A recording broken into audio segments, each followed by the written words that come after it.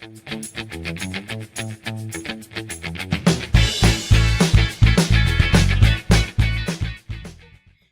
you so much for joining me on our journey through the animal kingdom. In this unit, the first thing we did was go on a safari together, and we looked for different animals, and we identified them by looking at their body parts. Afterwards, we completed a Venn diagram vocabulary exercise. In this exercise, we had to classify different body parts as belonging only to humans, only to animals, or to both of them. Next, we learned about Aesop's fables.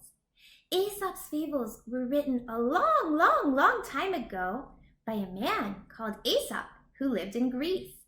And today we read his stories, which are about animals, so they're perfect for our Animal Kingdom unit. But not only are they interesting stories, but they teach us important life lessons. And that's the best part of these stories. You had a chance to listen to The Lion and the Mouse and put the story in order. And afterwards, you began to work on grammar. And in this unit, we learned comparative and superlative adjectives. Remember that comparative adjectives are used when we're talking about only two things, and superlative adjectives is for 3 or more things. And you put this into practice in various exercises, and then we moved on to reading.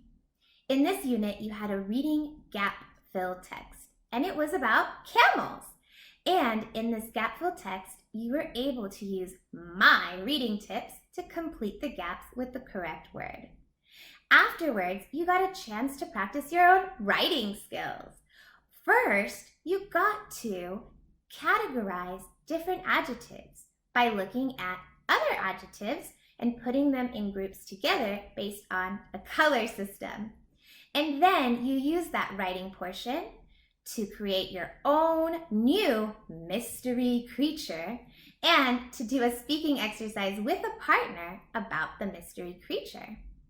And then you practice your listening skills by listening to the story of the tortoise and the hare, another one of Aesop's fables. And you also got to put the pictures from this story in order. And remember that you may have already been familiar with this story, so maybe you even had a chance to do the picture part first and then listen to check your answers. And you also practiced your speaking skills with a very special tip from me. We learned how to use a little, a lot, and much when making comparisons between two things. And now that you have done all of these things, you are ready for the unit review. Good luck and goodbye!